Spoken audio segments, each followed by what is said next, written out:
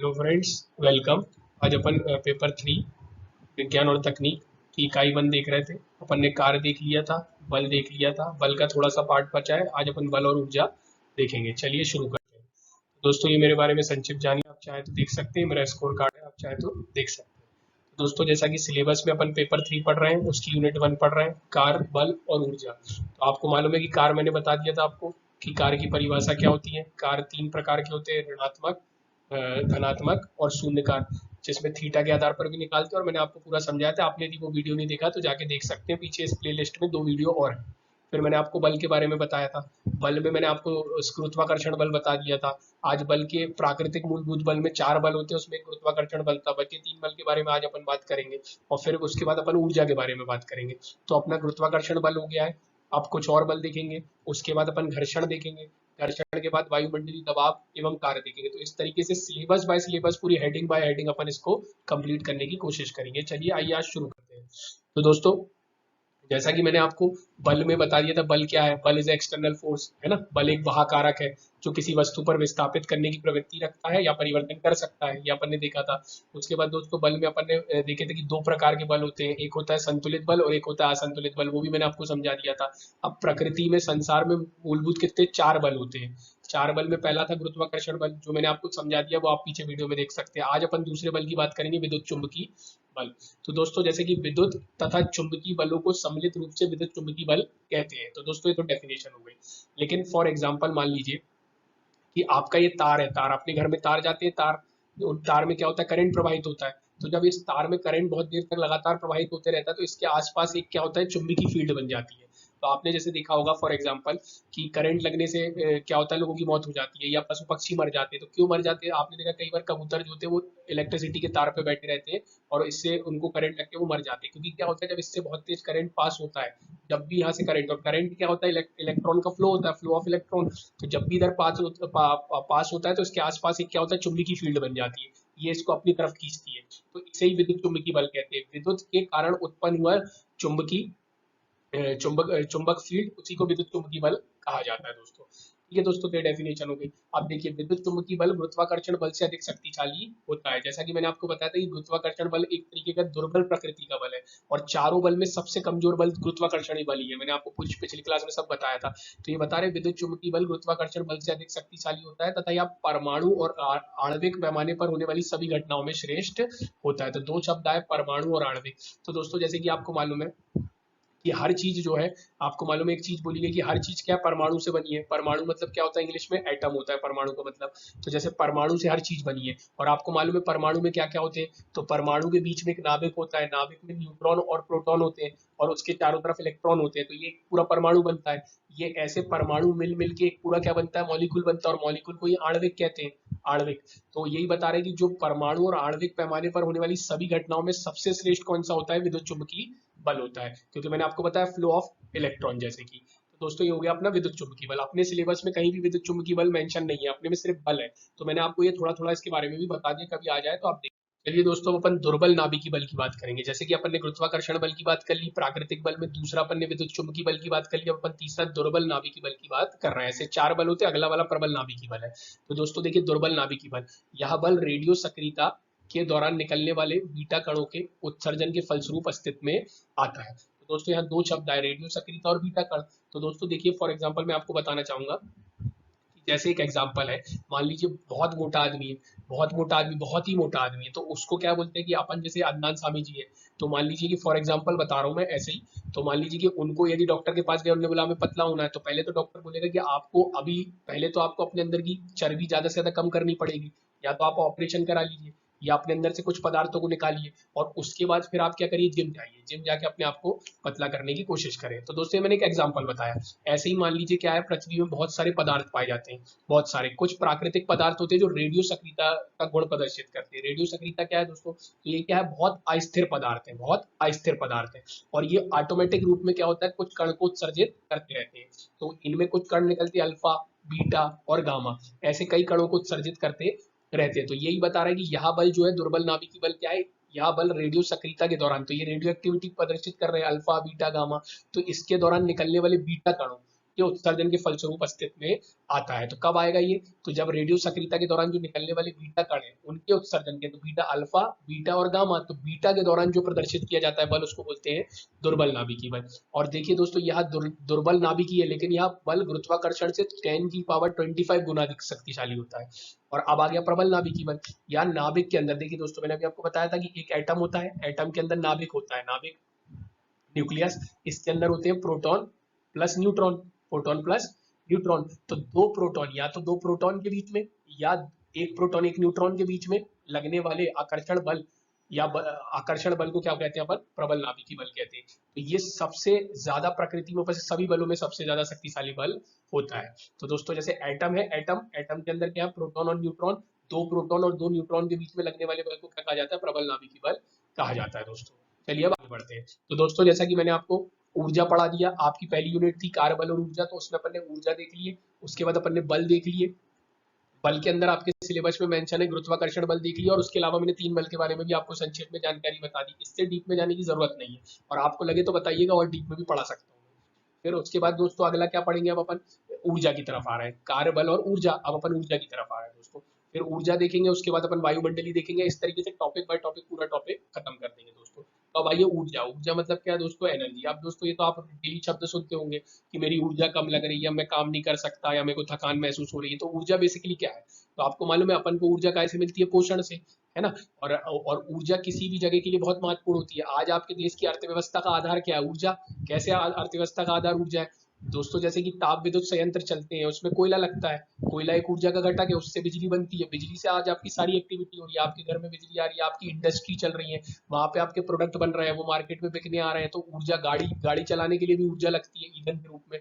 तो इस तरीके से ऊर्जा किसी भी अर्थव्यवस्था का आधार होता है। चलिए अब अपन फिजिक्स के टर्म में ऊर्जा को समझने की कोशिश करें। फिजिक्स के टर्म्स में ऊर्जा क्या है?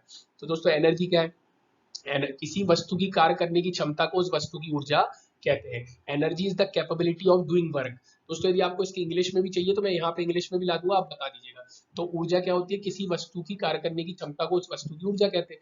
फॉर एग्जाम्पल, आपने सुबह उठे, अच्छा खाना खाया, अच्छा नाश्ता किया, फिर आप क्या करोगे? काम करने के लिए जाओगे। तो आप जैसे कोई वस्तु मान लो, तो आप जैसे कोई एक वस्तु हो फॉर एग्जाम्पल, तो किसी वस्तु की कार्य करने की क्षमता, आपकी कितनी क्षमता है, आप कितना काम कर सकते हैं। जैसे अपन मैथ्स में आपने देखा वो मैन डे और वर्क वाला क्वेश्चन करते हैं कि एक आदमी मिलकर इतना काम करते हैं तो दो आदमी मिलकर कितना काम करेंगे। तो वो कहीं ना कहीं ऊर्जा ही, एक तरीके से फॉर एग्जाम्पल बता रहा हूँ, ऊर्जा पे डिपेंडेंट करता है। तो इसलिए किसी वस्तु की कार्य करने की क्षमता को उस वस्तु की ऊर्जा कहते हैं। और देख लीजिए दोस्तों, ऊर्जा एक आदेश राशि है। कभी आप ये नहीं बोलते इसमें -20 ऊर्जा है, या इसमें +20 ऊर्जा है, या इसकी ऊर्जा ईस्ट में इतनी है, वेस्ट में इतनी, ऐसा डायरेक्शन का यूज नहीं करते। और आपको मैंने सदैव आदेश में अंतर बता ही दिया था, अभी आगे भी आएगा, उसमें अपन चर्चा करेंगे। आदेश राशि वो होती है जो केवल परिमाण के आधार पर कैलकुलेट की जाती है, जबकि सदिश राशि सा प्लस दिश, तो ऐसी राशि जिसमें परिमाण के साथ साथ दिशा को भी आधार बनाया जाता है दोस्तों। अब दोस्तों एसआई मात्रक क्या है? ऊर्जा का जूल है। और सीजीएस मात्रक क्या है? अर्घ है दोस्तों। एसआई मात्रक क्या चीज होती है दोस्तों? तो अंतरराष्ट्रीय स्तर में विभिन्न विशेषज्ञों द्वारा या विभिन्न वैज्ञानिकों द्वारा जो मात्रक निर्णय किया जाता है, जिसको एक्सेप्ट किया जाता है, उसे एसआई मात्रक कहते हैं। जैसे जूल क्या होता है दोस्तों? जैसे फॉर एग्जांपल मान लीजिए अमेरिका आप गए, अमेरिका में मान लीजिए ऊर्जा की कुछ यूनिट चल रही है, भारत में ऊर्जा की कुछ यूनिट चल रही है, तो फिर क्या होता है? इससे कंफ्यूजन हो जाता है। जैसे फॉर एग्जांपल मान लीजिए एक व्यक्ति का नाम इधर मोहन है, अमेरिका में सोहन है, तो इससे उसको डिस्टिंग्विश करना कितना डिफरेंट हो जाएगा, बार बार उसका नाम बदल रहा है, इसलिए एक नाम रख देते हैं अपन सब मिलके। अब सब लोग इसका क्या एसआई मात्रक यूज करते हैं? जूल करते हैं। और सीजीएस मात्रक क्या होता है? ये भी एक स्टैंडर्ड है जिसमें अर्घ होता है। तो ऊर्जा के 2 मार्क, एसआई वाला पूछ लेंगे या सीजीएस वाला पूछ लेंगे। अब आ जाओ ऊर्जा के प्रकार दोस्तों। तो ऊर्जा 2 प्रकार की होती है, गतिज ऊर्जा और स्थितिज ऊर्जा। आइए इसको समझ। चलिए दोस्तों, तो मैं आपको बता रहा था गतिज ऊर्जा क्या होती है।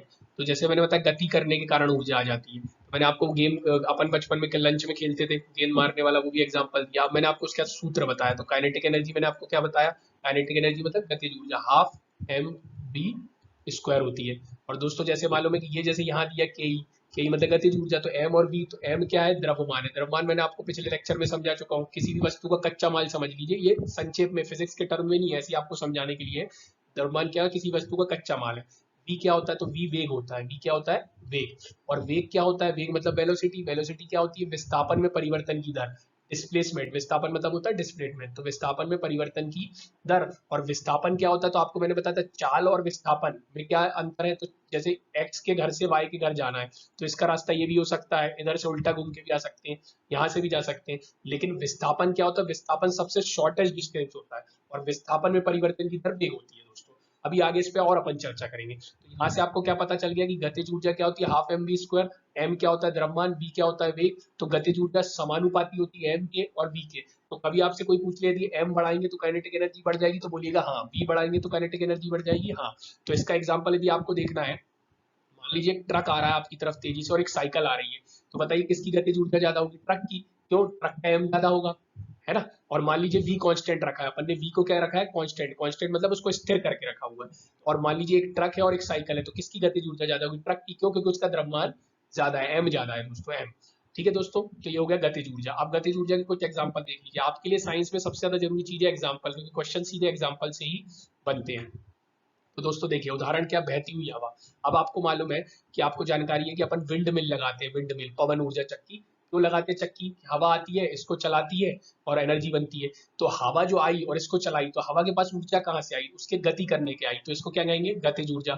तो बहती हुई हवा। धनुष से छोड़ा गया तीर, दोस्तों आपको मालूम है तीर जो होता है अपन ऐसे पकड़ के रखे और इसको छोड़ेंगे, तो छोड़ने में जब वो रास्ते में आ रहा था, तो तब उसकी गति करने के कारण उसमें जो आ गई वो गतिज ऊर्जा समाहित हो गई।